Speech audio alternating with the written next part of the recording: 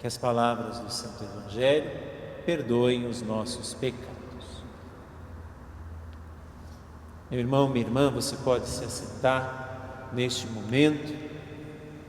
Estamos na 6ª semana da Páscoa, já nos aproximando da última semana da Páscoa, que fica entre a solenidade da Ascensão de Jesus e a solenidade de Pentecostes. Domingo agora já celebraremos a Ascensão de Jesus e no outro domingo já a grande festa, a grande solenidade de Pentecostes, e que pedagogicamente a Igreja vai nos educando para que possamos estar muito atentos a tudo aquilo que é o tempo da Quaresma, que nos prepara para a Páscoa, o tempo da Páscoa, que é esse grande estupor da verdade que a morte não foi capaz de conter Jesus, mas tudo isso que nos deve levar a uma missão que nos dá uma identidade. Somos cristãos, somos testemunhas de Jesus no mundo, somos testemunhas de Jesus na pandemia, somos testemunhas de Jesus em todas as ocasiões em que possamos viver, sejam elas as mais confortáveis ou as mais desconfortáveis, como esta que nós estamos vivendo. Quantas pessoas neste tempo que acorda cada dia à espera de uma resposta diferente e a resposta não chega. Ou quantas pessoas têm se levantado dia após dia, olhado para a rua, olhado para fora e dizer: que saudade de poder andar livremente por aí, que saudade de poder estar sem tantas e tantas prevenções ou precauções diante do que estamos vivendo. Mas, independente do que vivamos, independente do contexto que vivamos, a primeira leitura nos oferece um testemunho muito bonito de uma tal de Lídia. Quem era esta Lídia? Vai dizer que era uma comerciante de púrpura na cidade de Tiatira, onde chegaram Paulo e toda a sua comitiva para pregar o Evangelho. Vai dizer a palavra que o próprio Senhor abriu seus ouvidos para que ela acolhesse a pregação de São Paulo, e quando ela acolhe a pregação de São Paulo, ela mesma, depois de ser batizada, vai dizer: se vós me considerais uma fiel do Senhor, permanecei em minha casa. Várias vezes eu já tinha passado por essa passagem, mas hoje me saltou aos olhos esta fala, essa interpelação, essa pergunta ou este pedido de Lídia para Paulo e ali os seus companheiros: se eu sou um fiel do Senhor, permaneça, Senhor, comigo. Claro, não tem como nós desconectarmos, até porque o mesmo autor, Lucas, do Evangelho de São Lucas, dos Atos dos Apóstolos, não tem como nós desconectarmos essa realidade do fica conosco, como os discípulos de Emaús pediram para Jesus, para aquele desconhecido que se colocou no caminho deles: fica conosco, Senhor, pois é tarde. Lídia hoje faz o mesmo pedido, mas colocando uma condição: se eu sou uma fiel, se vocês me reconhecem como uma fiel ao Senhor, fiquem comigo, porque vocês trazem a presença de Deus para mim. E ali, enquanto fazia a minha oração de manhã, já me inteirando da liturgia, e depois à tarde, quando eu vou colocar e fazer os esquemas para a homilia, passando o dia inteiro pensando nisso: será que eu sou considerado diante de Deus um fiel ao Senhor? Essa é a minha pergunta, e é a pergunta que eu faço a vocês. Primeiramente, antes de nós sabermos o que significa isso, é preciso que nós saibamos quem é que faz isso. Aí nós vamos para o Evangelho. Jesus disse: quando vier o defensor, eu vos mandarei da parte do Pai, o Espírito da verdade, ele dará testemunho de mim. Quem é o fiel? O fiel é aquele que dá testemunho de Jesus. Mas quem faz isso? A minha vontade, os meus méritos, as minhas capacidades, os meus dons, as minhas qualidades? Claro que não. Quem faz isso é o Espírito Santo. Quem faz isso é o defensor que virá da parte do Pai. Por isso, antes de nós pensarmos se queremos ou não ser um fiel, como Lídia faz essa pergunta, peçamos a Deus este defensor, que nos faça fiel, que nos façam verdadeiras testemunhas. Sim, meu irmão, minha irmã, até entre nós cristãos, muitas vezes é difícil sermos testemunhas, porque até mesmo entre nós, a justiça muitas vezes não é aceita, a verdade muitas vezes não é aceita. Por mais que sejamos pessoas que fazem uma adesão ao Senhor, mas viver a radicalidade não é assim tão fácil. Por isso, não sou eu quem devo fazer, não sou eu que devo me fazer um fiel, mas é o próprio Espírito de Deus, o próprio defensor que deve me fazer um fiel. Então, uma vez este defensor me fazendo dia a dia um fiel, o que esse Espírito Santo me faz? Continua Jesus no Evangelho: e vós também dareis testemunho de mim, porque estáis comigo desde o começo. O que aqui Jesus está dizendo? Você sozinho não consegue permanecer fiel desde o começo.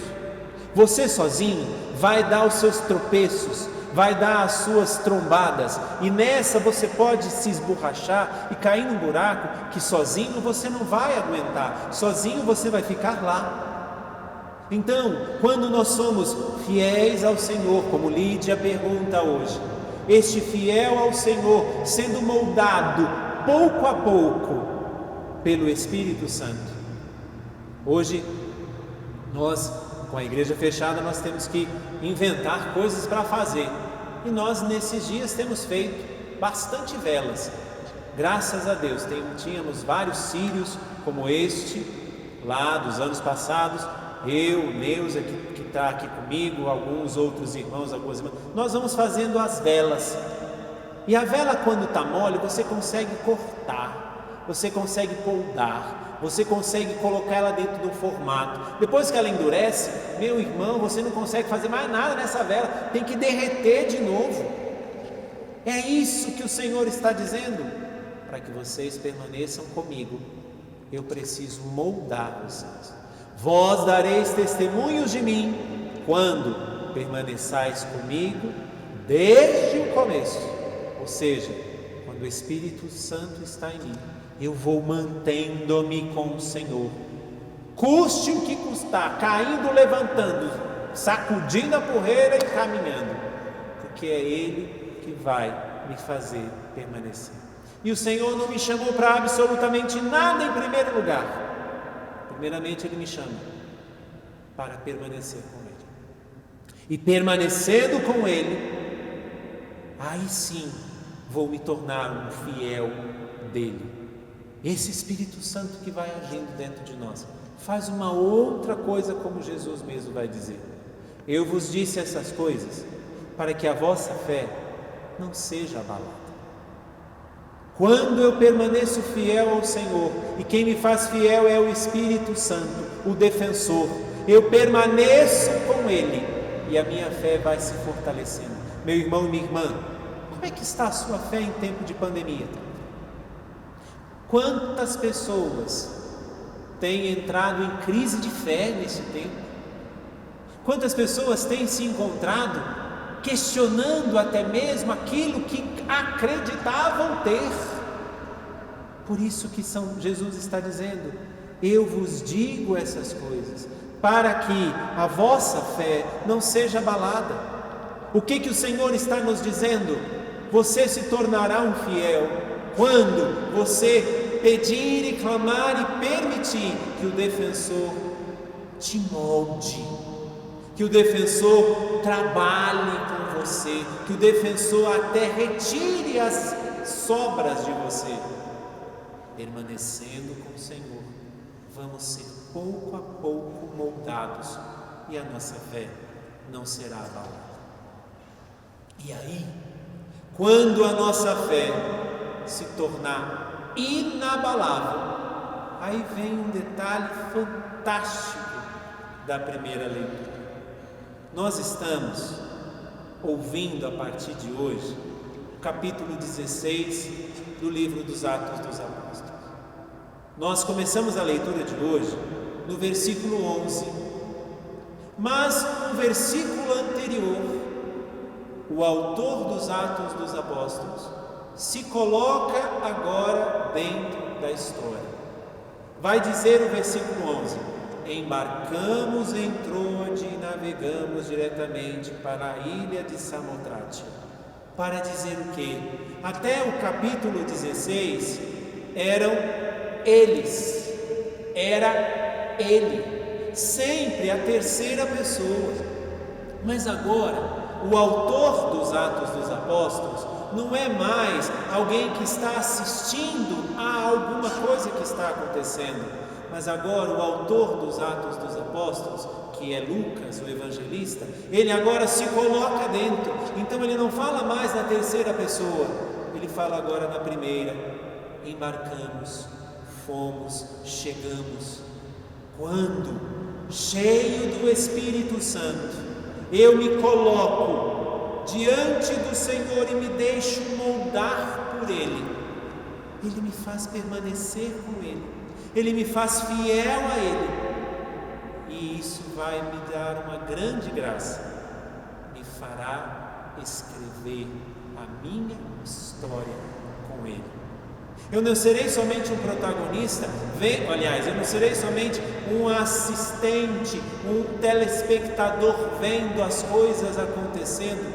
Não, eu serei agora, junto com todos os outros atores desta história, também protagonista. Meu irmão, minha irmã, não permita que os outros escrevam a tua história. Escreva a tua história. O que Lucas mostra para nós a partir do capítulo 16, veja, passaram quase mais da metade dos Atos dos Apóstolos, que tem somente 27 capítulos. Passaram 16 capítulos Lucas escrevendo a história dos outros. A partir do capítulo 16, do versículo 10, que é um versículo antes deste que nós ouvimos, ele começa a ser também protagonista da própria história, porque isso só é possível quando deixamos o defensor nos encher, para nos tornarmos fiéis do Senhor, para permanecermos com o Senhor e responder a pergunta que Lídia fez a mim e a você: você é o fiel do Senhor? Ele permanecerá com você. Que hoje, meu irmão, minha irmã, possamos ser protagonistas da nossa própria história, mas sim que o Espírito Santo, como vai dizer uma música antiga, que o Espírito Santo seja a caneta, o pincel. Nós somos os protagonistas, porque isso o Senhor não quer nos tirar, mas que o grande pincel seja o Espírito Santo. E a nossa história, que nunca será uma nova história, sempre será a mesma, não seja escrita agora de lápis, mas seja escrita agora com a força do defensor, com a força do Espírito Santo. Meu irmão, minha irmã, quem tem escrito a sua história? A pandemia ou o Espírito Santo? Quem tem escrito a tua história neste tempo? A desesperança ou a esperança? Quem tem escrito a tua história? As decisões dos líderes mundiais ou o grande Rei do Universo, Jesus Cristo? Quem escolhe é você. Não seja alguém que só fala eles, ele, mas seja você também a fazer parte tua própria história. E aí, aquilo que Lídia disse, nós poderemos também dizer: Senhor, se eu sou considerado um fiel teu, fica comigo, não me deixe sozinho. Louvado seja nosso Senhor Jesus Cristo, para sempre seja louvado.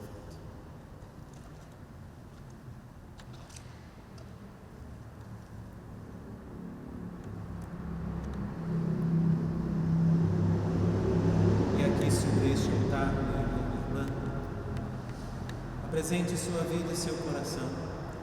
Aqui estão algumas intenções que eu coloco sobre este altar, mas também coloco a sua, o seu coração.